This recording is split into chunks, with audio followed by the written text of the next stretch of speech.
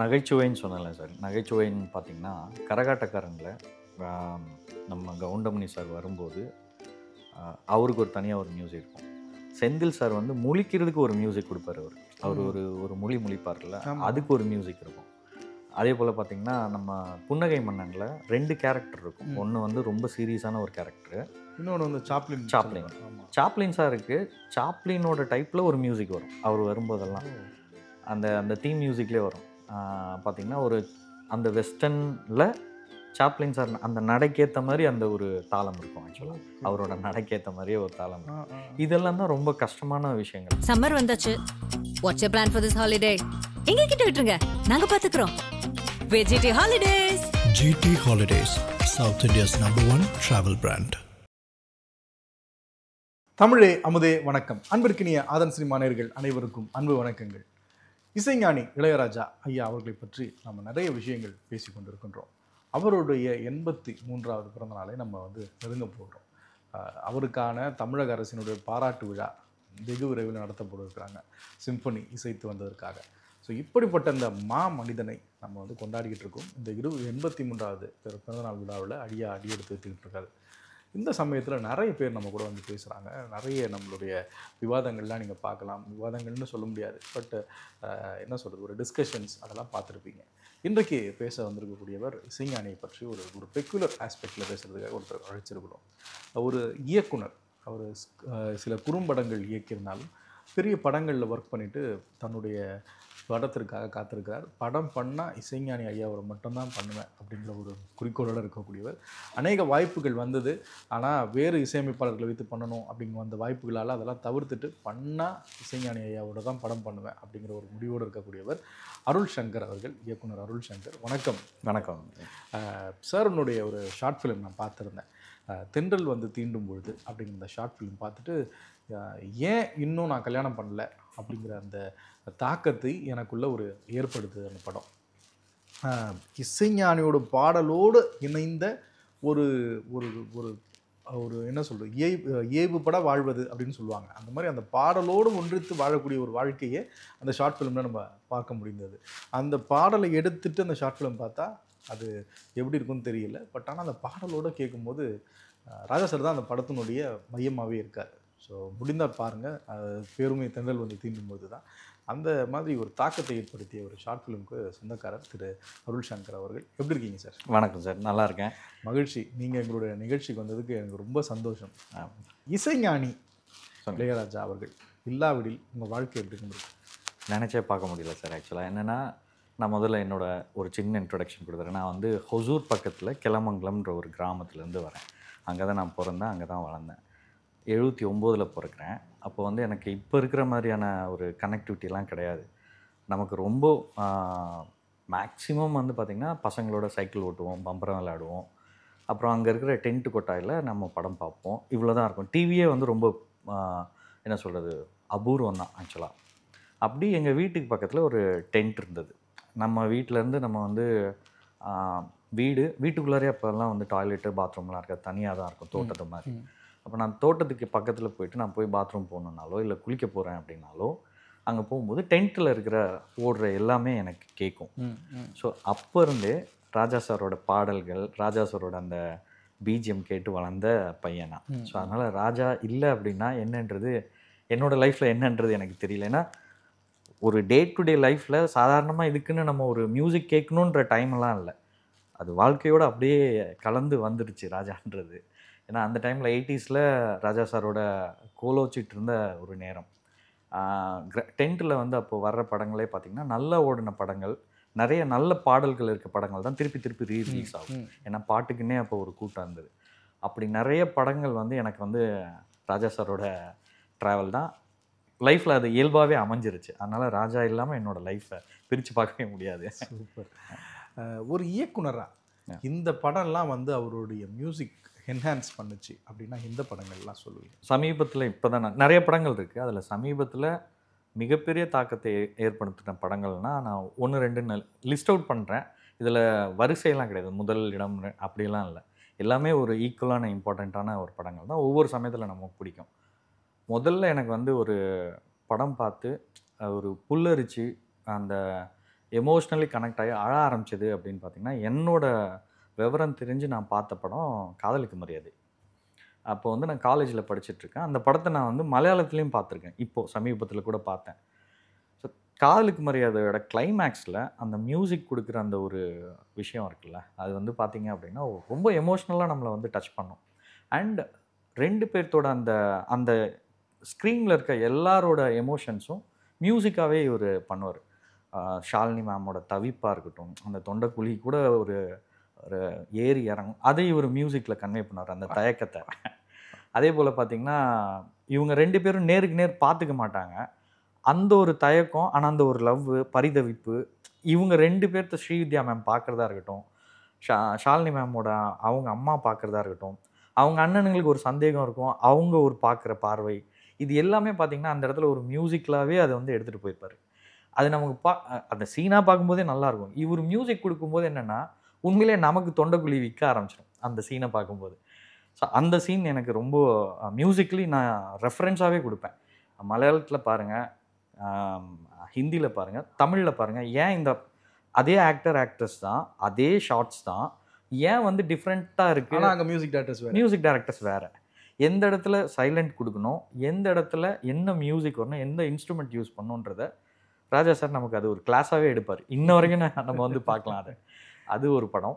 அதுக்கப்புறம் பார்த்தீங்கன்னா முதல் மரியாதையோட கிளைமேக்ஸ் அதே போல் அவங்க ராதா மேம் வருவாங்க, அந்த ஊரில் காலை எடுத்து வைக்கும்போது ஒரு புல்லாங்குழல் இசை வரும், இவர் அதுக்கு கொடுக்குற அந்த ஒரு சிலிர்ப்பு நிறைய சொல்லிட்டே போகலாம். நாயகனாக இருக்கட்டும், 3ஆம் பிறையாக இருக்கட்டும், தளபதி, இப்போது சமீபத்தில் திருப்பி நான் என் பையனுக்கு கூட சொல்லிக்கிட்டு இருந்தேன், தளபதியாக இருக்கட்டும். ஏன்னா தளபதியில் எல்லா ஃப்ளேவர்ஸுமே இருக்கும். ஒரு அம்மா பையன் சென்டிமெண்ட் இருக்கும், ஒரு ஃப்ரெண்ட்ஷிப் இருக்கும், லவ் இருக்கும், லவ் ஃபெயிலியர் இருக்கும், அந்த ஒரு என்ன சொல்கிறது, ஒரு மாஸ் எலமெண்ட் இருக்கும், ஒரு குரோதம் இருக்கும், அந்த வில்லனுக்கு கூட ஒரு இது இருக்கும். இது எல்லாத்தையுமே அப்படியே ஒரு என்ன சொல்கிறது, அது ஒரு என்சைக்ளோபீடியா மாதிரி ஒரு படம் அது. ஸோ அந்த மாதிரி நிறையா இருக்குது. வேறு சில படங்கள் இந்த உணர்வுகள்லாம் அவருடைய இசை தூக்கி கொடுக்கும் அப்படின்னு சொல்கிறது எனக்கு தனித்துவமாக தெரியுது. இப்போ காதல் நிறையா நம்ம எல்லாருக்குமே தெரிஞ்சது, சந்தோஷம் தெரிஞ்சது, நகைச்சுவை வந்து ரொம்ப முக்கியமான ஒரு விஷயம். அதை மியூசிக்கில் சொல்கிறது ரொம்ப கஷ்டம். அது ரொம்ப அசால்ட்டாக பண்ணியிருப்பார். கரகாட்டக்காரன் மியூசிக் கேட்டாலே நமக்கு வந்து என்னென்னா அந்த காமெடி சீன் வரும். ஸோ அது ஒரு முக்கியமான ஒரு தனித்துவமாக பார்க்குறேன் ராஜா சார்கிட்ட. ஏன்னா நகைச்சுவைக்கு மியூசிக் போடுறது ரொம்ப பெரிய விஷயம், அதை ரொம்ப அசால்ட்டாக கையாண்டிருப்பார் நிறைய படங்களில். மைக்கேல் மதன காமராஜனாக இருக்கட்டும், கரகாட்டக்காரனாக இருக்கட்டும், நிறைய படங்கள் இந்த மாதிரி சொல்லலாம். அது இல்லாமல் அதுக்கப்புறம் இன்னொரு பெரிய விஷயம் அப்படின்னு பார்த்தீங்கன்னா, சோகம்ன்றது வந்து ஒரு ஒரு என்ன சொல்கிறது, அது சரியான விகிதத்தில் நம்ம வந்து தொட்டால் தான் அது எமோட் ஆகும். கொஞ்சம் ஓவர்டு பண்ணாலுமே அது வந்து என்னென்னா மெலோ ட்ராமாவாகிடும். ஒரு மாதிரி என்ன சொல்கிறது, ரொம்ப ஓவர்டு பண்ணுற மாதிரி இருக்கும். கம்மியாக பண்ணால் அந்த எமோஷன்ஸ் வராது. சரியான விதத்தில் தொடுறதுன்னா ராஜா சார் தான். என்னால் இன்னமும் சில பாடல்களை முழுசாகவே கேட்க முடியாது.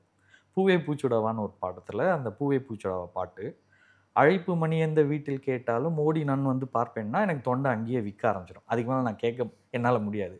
அதே போல் அன்புள்ள ரஜினிகாந்தில் அந்த ஃபஸ்ட்டு பாட்டு கடவுள் உள்ளமே, அந்த பாட்டை நான் எப்போ கேட்டாலும் எனக்கு என்ன அறியாமலே கண்ணிலேருந்து பொலன்னு தண்ணி வந்துடும். ஸோ அந்த மாதிரி நிறைய பாடல்கள் இருக்குது. ஸோ எனக்கு அவரோட தனித்துவம் அப்படின்னா நகைச்சுவை அண்ட் சோகம், இதை வெளிப்படுத்துறதுல ராஜா மாதிரி வேறு யாருமே பண்ணலைன்னு தான் நான் நினைக்கிறேன். ஆக்சுவலாக நகைச்சுவைன்னு சொன்னல சார், நகைச்சுவைன்னு பார்த்திங்கன்னா கரகாட்டக்காரனில் நம்ம கவுண்டமணி சார் வரும்போது அவருக்கு ஒரு தனியாக ஒரு மியூசிக் இருக்கும். செந்தில் சார் வந்து முழிக்கிறதுக்கு ஒரு மியூசிக் கொடுப்பார். அவர் ஒரு முழிப்பார்ல, அதுக்கு ஒரு மியூசிக் இருக்கும்.